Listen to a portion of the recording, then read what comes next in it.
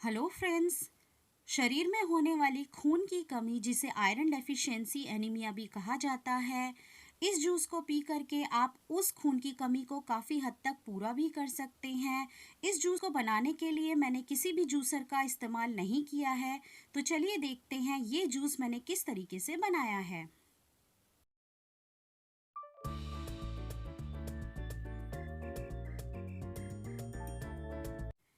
तो इस जूस को बनाने के लिए मैंने यहाँ पर इन सब चीज़ों को यूज़ किया है। मैं 5 लोगों के लिए ये जूस बना रही हूँ। मैंने यहाँ पे 4 से 5 गाजर ली है। ये 3 से 4 अनार को मैंने छील के रख लिया है। ये 2 बीटरूट है जिन्हें चुकंदर कहा जाता है। और ये कुछ पालक के पत्ते जिन्हें मैंने धो करके पानी निचोड़ने के लिए टोकरी में रख दिया है। वैसे आप चाहें तो इसमें आंवला और टमाटरों को भी ऐड कर सकते हैं, लेकिन मेरे यहाँ किसी की मेडिसिन चल रही है तो मैंने उसको ऐड नहीं किया है। तो अब मैंने इन गाजर और चुकंदर को अच्छे से छील करके धो लिया है। अब हम इन्हें छोटे छोटे टुकड़ों में काटेंगे। तो यहाँ पर मैंने गाजर और चुकंदर को छोटे छोटे टुकड़ों में काट लिया है। तो चलिए आगे के प्रोसेस पे चलते हैं। जैसा कि मैंने कहा था, इस जूस को बनाने के लिए मैं यहाँ पर जूसर का यूज़ नहीं कर रही हूँ। यहाँ पर मैंने बड़ा वाला ग्राइंडिंग जार लिया है। उसके बाद यहाँ पर जो पालक के पत्ते हैं उनको मैंने बीच में से तोड़ के इस ग्राइंडिंग जार में सारे के सारे को इकट्ठा डाल दूंगी। यहाँ पर हमें पालक के पत्तों को काट के डालने की बिल्कुल भी ज़रूरत नहीं है, क्योंकि बेसिकली हमारा मोटिव इनको पीसना ही है। वैसे अगर देखा जाए तो बाहर जो जूस मिलता है और जो हम थोड़ी मेहनत करके ये घर पे जूस बनाते हैं, दोनों में ज़मीन आसमान का फ़र्क होता है। यहाँ पर मैंने सारे पालक के पत्तों को जार में डाल दिया है। उसके बाद मैंने लगभग आधे ग्लास से थोड़ा कम पानी इसमें डाला है और अब हम इसे ढक्कन लगा करके अच्छे से पीस लेंगे।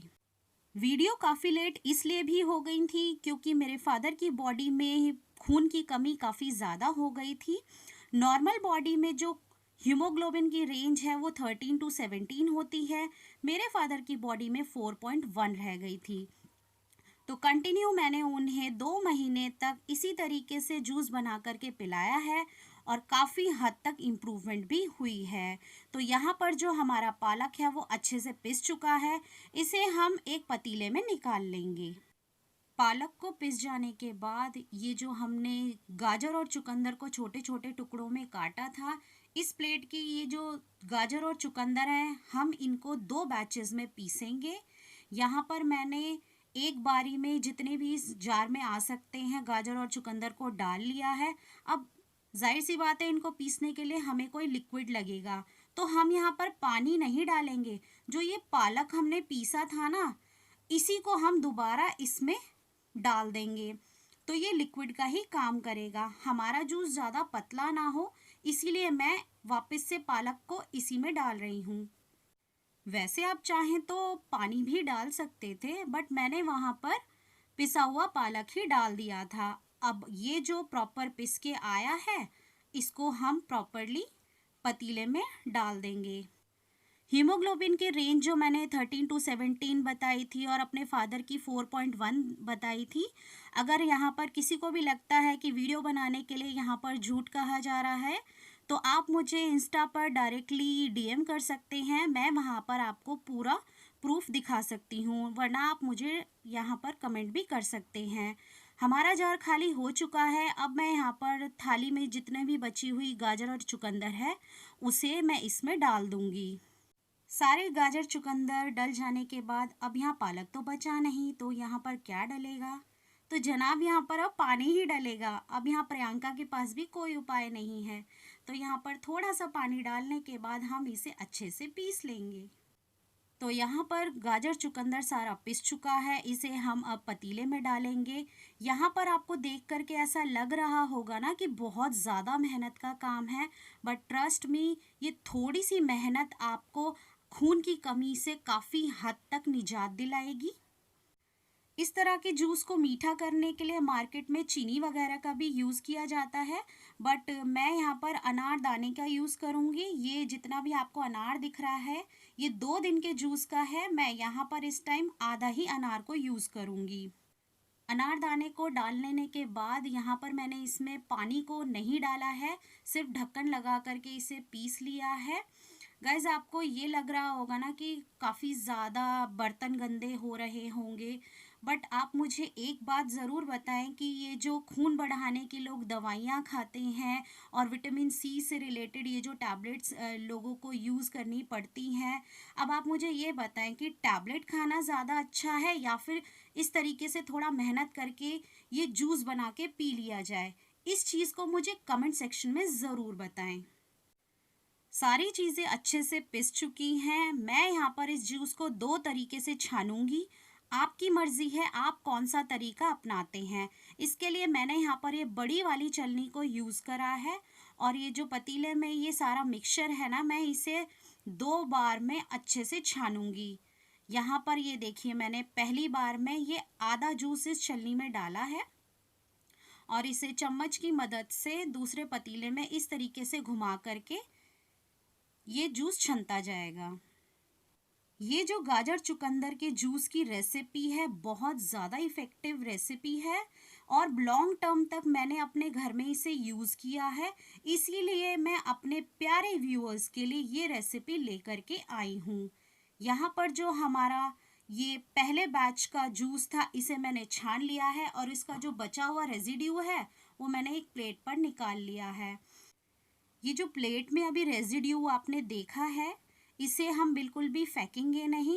एक तरीका तो ये छलनी से छानने का है। अभी जब मैं दूसरा तरीका आपको दिखाऊंगी छानने का, इस रेजिड्यू में से कम 2 लोगों के लिए हम जूस निकालेंगे। तो आगे वीडियो में आप बने रहें। छलनी से छानने के बाद हमारा जितना भी रेजिड्यू था उसे हमने एक प्लेट पर सारा इकट्ठा कर लिया है। एक प्रोसेस से छानने के बाद हमारे पतीले में लगभग आधे पतीले से थोड़ा ऊपर जूस इकट्ठा हुआ है। अब हम इस थाली के बचे हुए रेजिड्यू से सेकंड प्रोसेस से हम जूस निकालेंगे। जूस के रेजिड्यू से वापस से जूस निकालने के लिए मैंने यहाँ पर एक पतीला लिया है और पतीले के ऊपर एक कॉटन का कपड़ा ले लिया है। गाइस देखिए इसका कलर भी कैसा हो गया है क्योंकि मैं इसे लगातार 2 महीने से यूज़ कर रही हूँ। इसके ऊपर इस तरीके से कपड़े को लगा देना है और ये जितना भी रेजिड्यू था उसे मैं दो बारी में डालूंगी। इसे मैं हाफ अभी डालूंगी। हाफ रेजिड्यू का जो मिक्सचर है इसे डाल लेने के बाद इस कपड़े के जो सारे कॉर्नर्स हैं उसे मुझे अच्छी तरीके से पकड़ लेना है। गाइस कॉर्नर्स को इस प्रोसेस में आपको ध्यान से पकड़ना है। देखिए मैंने अभी हल्का सा इसे उठाया ही है, बिल्कुल भी मैंने प्रेस नहीं किया है और इसमें से जूस निकलने लगा है। ये प्रोसेस आपको थोड़ा मेसी लग सकता है। उसके बाद मैंने अपने हाथों से इसको हल्का सा मोड़ना ही शुरू किया है और देखिए इसमें से कितना जूस निकल रहा है। हो सकता है ये आपको थोड़ा अजीब भी लगे, लेकिन गाइस हम इंडियंस हैं ना, हर चीज़ को आप प्रॉपर यूज़ करना हमें बहुत अच्छे से आता है। तो हम यहाँ पर किसी चीज़ का भी वेस्ट नहीं होने देंगे। यहाँ पर देखिए कितना जूस, अगर हम उसे फेंक देते तो कितना वेस्ट हो जाता। तो ये देखिए लगभग आधे या फिर 1 ग्लास के करीब ये जूस होगा। इस तरीके से जूस निकालते टाइम आपको अपने हाथों का और इस कपड़े की सफाई का बहुत अच्छे से ध्यान रखना है। गाइज आपको ये लग रहा होगा ना कि इतनी मेहनत से अच्छा है कि हम बाहर का ही जूस पी लें। तो मुझे इस बात का जवाब दें कि जो मार्केट में मिलने वाला जूस है और ये जो हम घर पर बना रहे हैं उसमें सफाई का कितना बड़ा योगदान है, इस चीज़ का आप मुझे कमेंट सेक्शन में ज़रूर आंसर करें। वीडियो अगर आपको थोड़ी भी इंफॉर्मेटिव लग रही हो और अगर मेरी मेहनत आपको थोड़ी भी पसंद आई हो तो आप इस वीडियो को लाइक कर सकते हैं, मेरे चैनल को सब्सक्राइब कर सकते हैं। आप मुझे फेसबुक और इंस्टाग्राम पर भी फॉलो कर सकते हैं। आप मेरा टेलीग्राम ग्रुप भी ज्वाइन कर सकते हैं। रेसिपी से रिलेटेड अगर आप ब्लॉग रीड करना पसंद करते हैं तो नीचे कमेंट सेक्शन में भी आप मुझे कमेंट करके यहाँ बता सकते हैं। तो यहाँ पर रेजिड्यू से हमने सारे का सारे मिक्सचर में से जूस निकाल लिया है। तो यहाँ पर देखिए मैं रेजिड्यू को आपको दिखा रही हूँ, ये बिल्कुल पाउडर फॉर्म में हो चुका है। इस रेजिड्यू में बिल्कुल बूंद भर भी जूस नहीं बचा है, ये सारा का सारा जो है ये सूख चुका है। तो यहाँ पर देखिए हमारा टोटल जूस कितना निकला है। रेजिड्यू में से बचे हुए मिक्सचर को हमें फेंक देना है, इसे आप कृपया करके आटे में ना मिलाएं। तो हमारा हीमोग्लोबिन बढ़ाने वाला जूस बनकर बिल्कुल रेडी है। इसे हमने चुकंदर, गाजर, पालक और अनार से बन मिला कर के बनाया है। इसमें हमने किसी भी तरीके की चीनी या शहद को यूज़ नहीं किया है। ये पीने में बहुत टेस्टी लगता है और इसे पी कर के आप तरोताज़ा महसूस करेंगे और आपके गाल, आपके होंठ काफ़ी हद तक लाल हो जाएँगे। तो बताएं वीडियो कैसी लगी। तो मिलते हैं एक नई वीडियो में, तब तक के लिए बाय बाय।